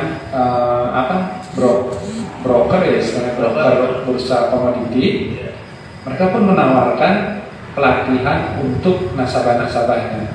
Nah, kalau misalnya kita nggak bisa datang ke tempat tersebut, sekarang sebenarnya di YouTube juga banyak kita bisa belajar. Nah, saya pun pada isi belajar dari YouTube kadang-kadang. Kenapa? Jadi kalau misalnya Pak Desi tanya, kenapa harga saham ini turun? Saya harus tahu jawabnya. Saya belajar di YouTube. Oh, ini karena terkait misalnya keadaan pasar komoditas gimana, ada minyak gimana. Nah, saya pun masih belajar terkait hal itu. Mungkin begitu ya. Ada lagi yang belum dijawab? Udah ya? Oke, cukup. Oke. Cukup pastinya tadi soal untuk membangun literasi dan pendidikan sebetulnya sudah ada aksesnya gitu Pak ya. Banyak sebenarnya, banyak aksesnya kalau misalnya kita mau gitu. Kalau misalnya biasanya sih kita di OJK juga menerima kunjungan-kunjungan ya dari mahasiswa, dari anak SMA kalau misalnya mau tahu terkait dengan produk-produk keuangan itu bisa juga sebenarnya. Oke, terima kasih Mas Samsul. Tepuk tangan untuk Pak Antoni. Terakhir Pak, masih terus pengen ya Pak, menjadi seorang trader sejati. Satu saja Pak. Masih terus atau tidak, Iya, Pak. itu tergantung pemetaan pembicaraan kita di hari ini. Oh iya, gimana? Tadi saya menanggapi Mas Fatur sama siapa satunya? Pak Wahyu. Iya. Ini sebenarnya agar pembicaraan ini tidak rancu. Iya. Ini kan masih menggabungkan berbagai situasi menjadi satu. Iya. Karena ada kalimat ponzi, ada kalimat jaringan, ada kalimat trading forex. Nah, sementara di sini akan ada perbedaan.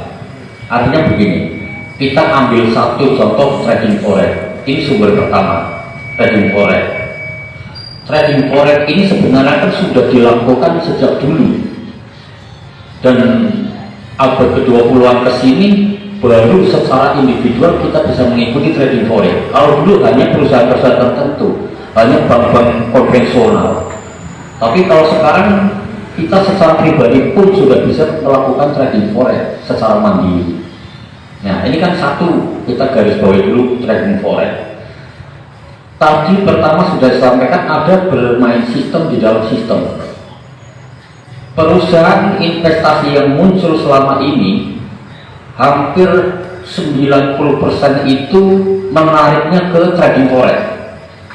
Contoh, saya membuat perusahaan A dan dana yang terkumpul dari anggota yang dipublikasikan keluar adalah ditradingkan ke forex.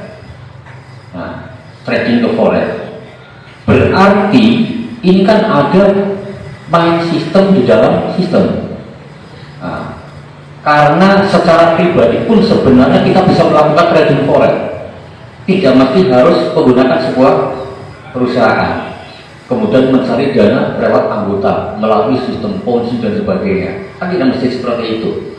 Nah, kemudian yang bermasalah saat ini adalah mereka yang menggunakan korporasi kemudian membuat sistem ponzi, akhirnya banyak korban. Sehingga pertanyaan yang muncul adalah korban ini nanti mengadunya ke siapa, yang akan mengembalikan dana itu siapa. Kalau melihat sistem yang seperti itu, berarti yang wajib mengembalikan modal kepada para investor itu adalah korporasi. Ya. Beda kalau kita trading forex secara mandiri. Contoh umpamanya Mas Samsul seorang trader, deposit $100, melakukan perdagangan jual beli melalui electronic trading, kemudian menghasilkan keuntungan $1 sehari. Ini bebas, sudah tidak ada kaitannya dengan yang lain. Karena keputusan eksekusi dan tidaknya sebuah transaksi itu murni ada pada diri Mas Samsul sendiri, tidak dipengaruhi oleh orang lain, tidak ada intervensi dari pihak manapun. Nah, sehingga ketika Mas Samsul melakukan transaksi kemudian melakukan eksekusi dari transaksi itu mengalami kerugian, itu kerugian pribadi, bukan kerugian karena dari brokernya atau dari perusahaannya, bukan, tapi kerugian yang didapatkan karena hasil transaksi sesuai dengan analisa yang dilakukan oleh sendiri. Contoh, wah ini sesuai dengan indikator yang ada menunjukkan bahwa dolar akan naik sampai ke batasan angka sekian. Artinya kan baik. Ternyata begitu kita lakukan beli, ada fundamental muncul. Umpamanya terjadi chaos, terjadi keributan. Maka harga mata uang ini akan mengikuti apa yang menjadi fundamental itu sendiri. Sehingga teknikal sehebat apapun kalau sudah ada fundamental yang muncul, itu sudah tidak akan berlaku. Analisa kita secara teknikal naik, tetapi begitu fundamental muncul, ada news yang rilis muncul, ternyata mengakibatkan harga turun. Enggak bisa diprediksi, kita hanya bisa menganalisa. Prediksi bisa, tapi realitas nanti di lapangan itu berbeda sesuai dengan respon pasar. Jadi nanti respon pasar itu nanti akan ada yang negatif dan positif. Ketika respon pasar itu positif, maka dia akan naik. Nah, ketika responnya negatif, ya nanti akan turun. Dan kondisi itu akan berlanjut sampai kadang beberapa jam kemudian ke depan, atau bisa sampai seminggu, 2 minggu ke depan efeknya. Nah, jadi dipisahkan antara trading forex dengan sistem-sistem yang dilakukan dalam komunitas ponzi dan sebagainya. Jadi kalau tadi Mas Abdul pernah tanya di awal, yang paling bagus itu yang seperti apa? Kalau menurut saya pribadi, kalau mau investasi digital online, maka investasi secara mandiri, kayak Pak Wahyu, Mas Wahyu. Jadi melakukan trading sendiri dengan dana sesuai dengan kemampuan sendiri, tidak ada kaitannya dengan orang lain, menggunakan dana yang fresh, bukan dana beras ya, tapi dana yang memang fresh. Karena di dunia trading forex itu high risk, high return. Dan tinggi resikonya, tinggi keuntungannya. Jadi semakin tinggi keuntungan akan semakin tinggi resikonya. Itu berbanding lurus. Kalau tidak pakai broker kita tidak bisa, tidak mampu. Karena yang memediasi itu adalah broker. Broker itu sebagai jembatan kepada pasar global, pasar antar bank. Itu penjembatannya adalah broker. Kita tidak bisa punya akses langsung ke pasar global, makanya kita butuh mediator. Nah, yang memediasi ini adalah broker yang menjembatani. Kita melakukan trading dijembatani oleh broker nanti akan melanjutkan ke pasar global, ke pasar antar bank ya. Nah, jadi ini biar ada pemisahan antara yang pribadi dan yang berkelompok, sehingga pembahasan ini akan tertuju pada satu kesatuan, tidak menyamaratakan, akhirnya wah kalau trading forex pasti gagal, kalau trading forex pasti negatif. Padahal tidak seperti itu. Ya, kayak gitu Mas Amel. Tepuk tangan untuk ketiga kelompok. Iya. Gimana Pak? Singkat padat. Assalamualaikum warahmatullahi wabarakatuh. Salam untuk Mas Samsul, Pak Aziz, Pak Lutfi, Pak Desi. Saya Soleh. Ya, saya akan mengomentari beberapa hal yang tadi sudah disampaikan oleh para pembicara. Untuk yang pertama, terkait dengan investasi bodong, tadi yang dibahas lebih banyak persoalan investasi berbasis aplikasi digital dan sebagainya. Tetapi harus diingat bahwa persoalan investasi bodong itu tidak hanya itu. Yang bersifat konvensional juga ada. Ada contoh kasus Cipaganti misalnya, operasi Cipaganti. Ada contoh kasus lagi Ustadz yang punya pipeline. Ketika ada investasi untuk menggalangkan umat. Ada persoalan lagi misalkan banyaklah model-modelnya. Bahkan di lingkungan kita itu banyak juga terjadi investasi bodong dengan skema.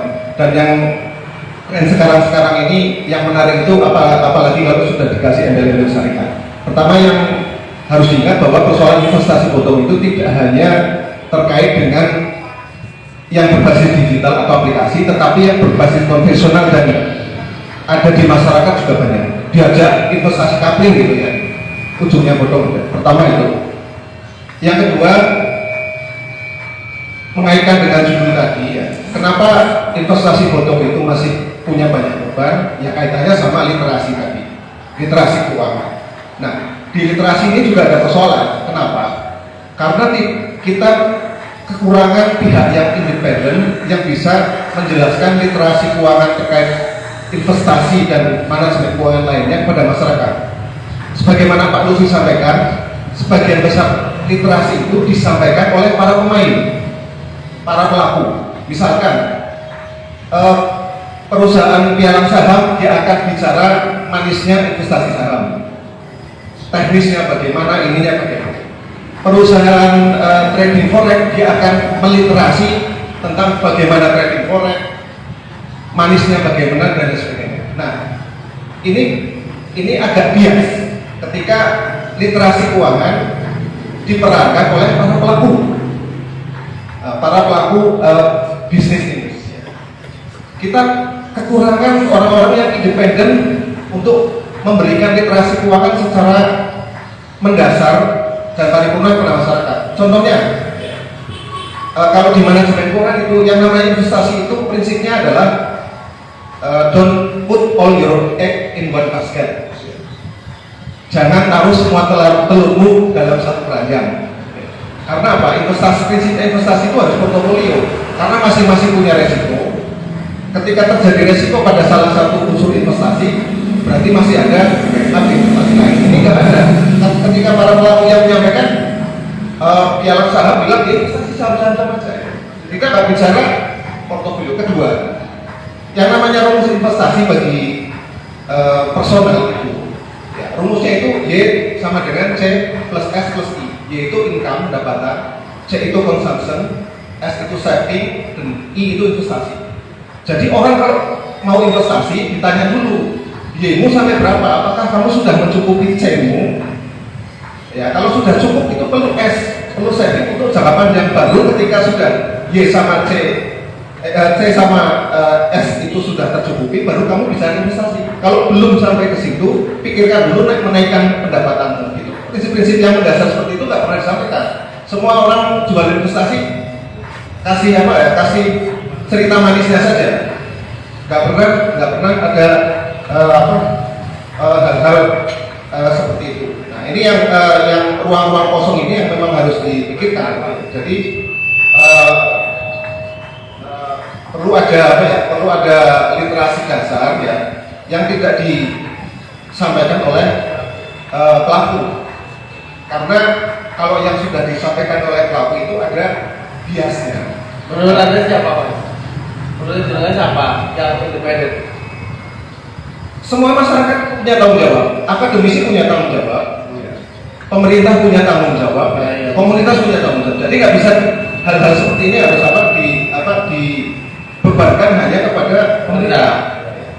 Ya, termasuk misalkan ya, swasta atau pelaku pun punya tanggung jawab. Artinya memberikan literasi yang ini juga, jangan memberikan literasi hanya bicara soal produknya saja. Kemudian ada satu hal lagi ya, yang mungkin perlu kita pahami bersama. Kenapa sekarang orang investasi itu marah? Ya.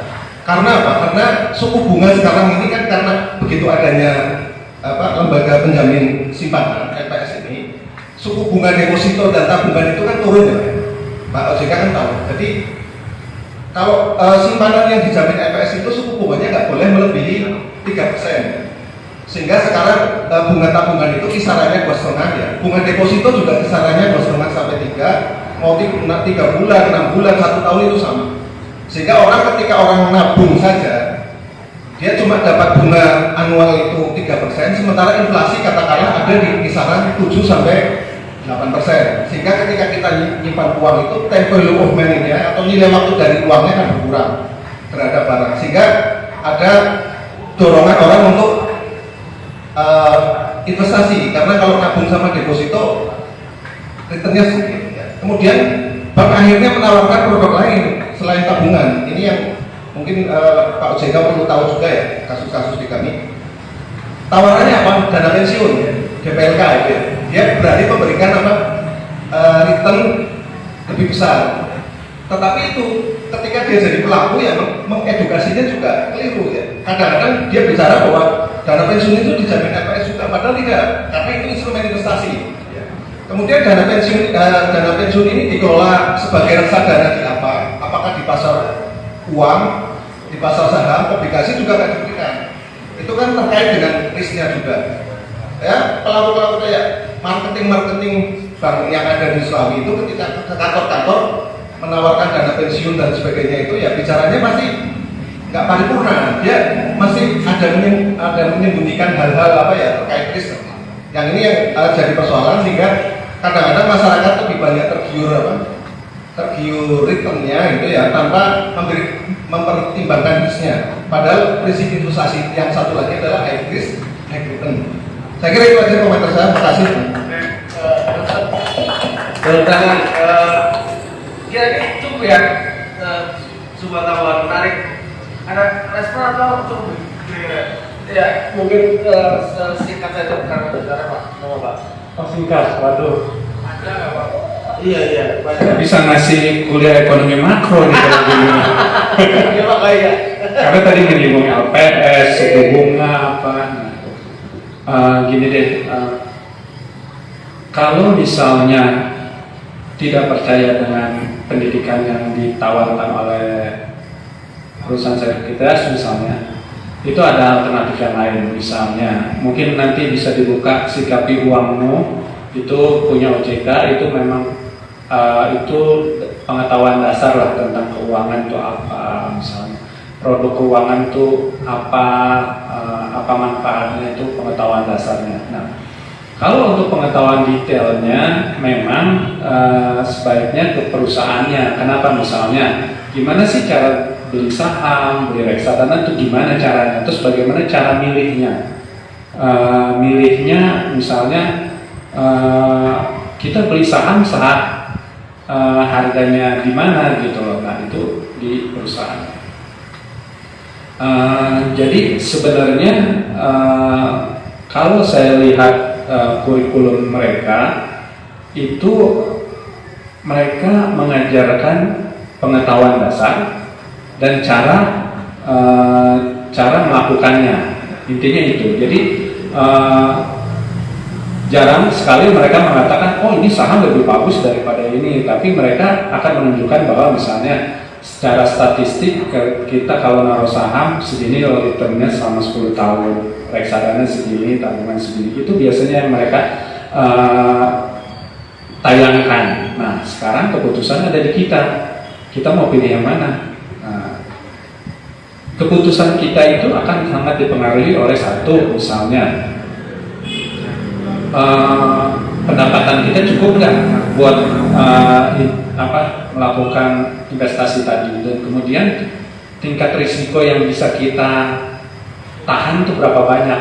Misalnya saya rugi 20% dari modal awal nggak masalah, biarin gitu loh. Nah kayak gitu. Atau saya rugi cuma 5% deh, udah 5% saya nyerah, nah kayak gitu. Nah ini juga sangat berpengaruh. Nah, kemudian terkait LPS itu ada bukan untuk tingkat suku bunga jadi rendah gitu. LPS ada memang untuk menjamin simpanan masyarakat sampai 2 miliar dengan syarat dan ketentuan berlaku. Nah, kenapa suku bunga kita buat selama ini pemerintah Bank Indonesia pemerintah minta suku bunga rendah. Kenapa? Ibaratnya gini, kalau misalnya suku bunga adalah bendungan ya. Jadi kalau misalnya suku bunganya tinggi, berarti bendungannya tinggi. Kalau bendungannya tinggi, air yang mengalir ke masyarakat akan dikit dong, karena dibendung dulu. Tapi kalau suku bunganya kita turunkan pelan-pelan, air mengalir ke masyarakat. Air itu apa? Dalam bentuk kredit misalnya. Misalnya Pak Aziz mau bikin kopi nih, kafe. Kalau bunganya 30%, Pak Aziz mau nggak? Oh enggak dong, 30% sebulan, setahun misalnya. Gimana caranya supaya orang datang dengan, kan dia harus ngitung.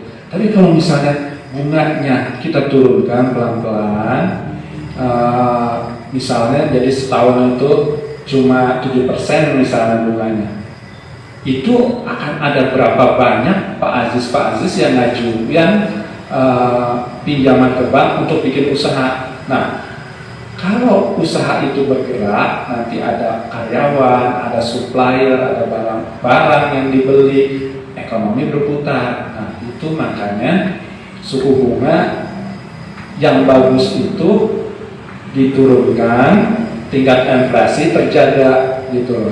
Nah, itu ekonomi makronya. Masih banyak lagi sebenarnya kalau kita ngomong ekonomi makro. Mungkin itu dulu lah. Ya. Pak Desi udah Pak juga ya. Terima kasih sekali untuk sore hari ini memunculkan banyak sub-sub pembahasan yang lain. Ini memang kenapa kemudian kita pilihnya adalah investasi berbasis digital ya Mas. Kita tahu betul banyak yang menjadi korban juga investasi bodong konvensional. Tapi ini di pembahasan lain lah. Kita juga banyak teman-teman yang jadi korban soal investasi bodong yang konvensional, banyak lah soal rumah, soal banyak yang lainnya. Tapi kenapa kemudian begitu? Karena kita juga pengen membangun literasi digital yang lebih tajam, lebih menyeluruh dan sebagainya. Tadi saya lihat di beberapa YouTube saya ada sekitar 10-15. Biasanya 2-3 ini 10 itu berarti ada antusias penonton kira-kira gitu. Iya. Ada sesi lanjutan ada PSK. Iya betul. Konsumen, lembaga perlindungan. Iya, konsumen itu ya. Ya nanti kita bisa lebih dalam lagi soal pembahasan ini. Penting, lu berhasilnya ya penting bulan lumayan ini kan. Yang kedua juga nanti kalau udah coba juga teman-teman yang saya yang jadi korban bisa saya suruh kesini lagi. Terima kasih untuk sore hari ini. Sekali lagi tepuk tangan untuk kita semua. Terima kasih untuk sore dan tentunya waktunya Pak Aziz, Pak Novi dan Pak Desi untuk ngobrol hari ini. Mudah-mudahan tidak bosan. Tentunya sekali lagi tadi dua, harus yang logis dan harus yang legal. Karena ini menjadi penting, logis dan legal menjadi catatan. Kalau memang masuk dalam benahi psikologinya dulu, ada materi kira-kira gitu.